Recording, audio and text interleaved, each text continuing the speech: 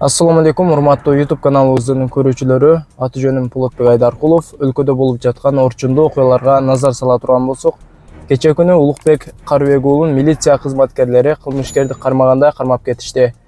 Улукбек Карыбек уулуну кармаганын себеби төрөт үйүнүн барып бир канча коррупцияны ачык элге көрсөтүп текшергендигинде болду десек чаңылышпайбыз. Кыргызстанда мыйзам иштейт десе азыр мен толук ишенбеймин. Улукбек Карыбек уулу ал жерге мыйзамдуу түрдө ар бир баскан кадамын тартып элге көрсөтүүгө аракет кылган. Видеодон көргөнүңүздөрдөй Улукбекке чабуул кылып, камераны талкалап коркутуу үркүтүүлөр болгон. Ал арыз жазса, арызын карабай ошол төрөт үйүндө иштеген аялдардын арызын карап, Улукбек Карыбек уулун камап салышты. Муну биз мындай түшүнөбүз. Оозу кыйшык болсо да, байдын уулу сүйлөсүн деген сөз ушуларга аныкталып келди. Очойгон коррупциянын бетин ачып жатса, кайра текшергендин ордуна байкуш даярдап текшерип жазасын бергиле деп айтып койгон адамды камаган эмнесе? Улукбек Карыбек уулуна коюлган дооматтардын бирине токтолсок, эшикти сындырды деп жазышыптыр. Улукбек акылдуу адам, мыйзамды 5 колдой билет. Сындыр деп эшигин карматып койсо да сындырбайт. Элдин почти 100% Улукбек Карыбек уулунун ак экендигин билет. Сот муну оң чечимге чыгарбаса, анда чоң тупулаң чыгышы толук ыктымал. Урматтуу министрлер, ушундай маселеге кылдат байкоо салып адилеттүү болгула. Ошондо гана жогорку кеңеште сиздер жазган мыйзамдар иштей баштайт. Болбосо ушундай коррупциялар чырмалышып, элдин арасында бутактап, карапайым элди кыйнап жүрө берет. Урматтуу бийликтегилер, ушундай төрөт үйүндө кордолгон элиңер силердин бир тууганыңар болот. Силерди колдоп, ошол даражага жеткирген ушулар болот. Төрөт үйүндөгүлөр эмес. Алардын да арызын карашпаптыр. Уят, алардын арызы каралбаса карапайым элге мыйзам иштебейт экен да. Мыйзам баарына бирдей иштеш керек. Деп алып, ушундай жерге келгенде чындык билинип калат. Улукбек тууганыбыз аман эсен чыгып алсын деп сөзүбүздү жыйынтыктайбыз. Аман болуңуздар. Урматтуу мекендештер, мен аман эсенмин. Учурда Ош ички иштер бөлүмүндө турам. Менде баары жакшы. Кабатыр болбоңуздар. Учурда ушул ички иштер кызматы тарабынан өзүңүздөргө белгилүү болгон Ош облусундагы төрөтканадагы жагдай боюнча ал жактагы мыйзамсыз акыбалды ачыктагандыгыбыз үчүн ошол мекеменин бардык дарыгерлери, анын башында турган жетекчилери, анын башында турган министр болуп, министрдин аралашуусу мен ушундай болжоп атам. Министрдин аралашуусу, ага чейин дагы Билим берүү министрлигинин дагы бул ишке тийиштүү бар деген күмөндөмүн. Бул ишти учурда азыр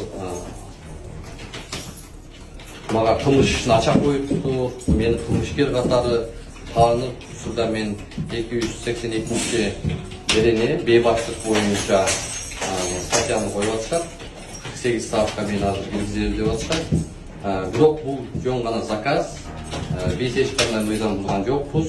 Биз ал жердеги карапайым элдин, жөнөкөй жарандардын медициналык кызмат көрүүсүндөгү мыйзамдуу укугун, ошол эле учурда жарандык укугун, биз менен жолугуу укугун так даана коргоого аракет кылдык. Бирок тилекке каршы мына ушундай жагдай түзүлүп атат. Биз аягына чейин бул маселеге укпа берилүү үчүн токтоп калбайбыз.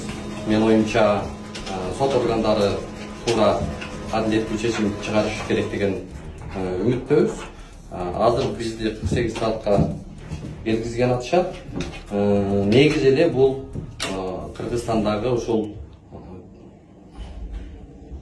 паракорчулуктун ушундай бир жарандарга катаал шарт түзүп аткан медициналык мекемелердин мага карата бул чабуулу деп белгилеймин.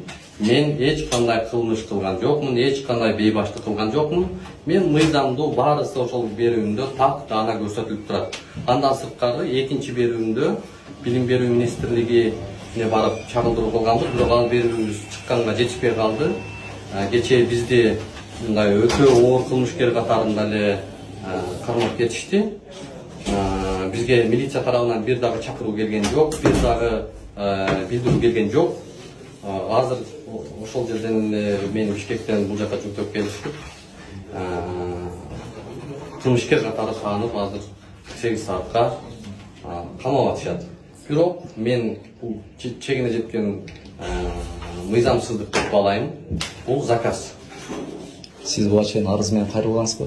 Урматтуу көрөрмандар, жанагындай уурусу күчтүү болсо ээсин доого жыгаттан болуп, биз дал ушул мени бүгүнкү күндө тергеп аткан тергөөчүгө ошол жерде күбө болгон чакырганбыз, ошол тергөөчү келип ошол жердеги жагдайды түшүндүрүп бергенбиз, бизди киргизбей атат деп. Андан сырткары медициналык мекеменин жетекчиси мыйзам бузуп атат, бизге кол көтөрдү, биздин камерабызга кол чабуул кылды, бизге агрессиялык маанайда чабуул жасашты деп айттык эле, бирок ал боюнча жазган арызыбыз жок. Эмне үчүн жок, эмне үчүн ал арызыбызды карабай атышат?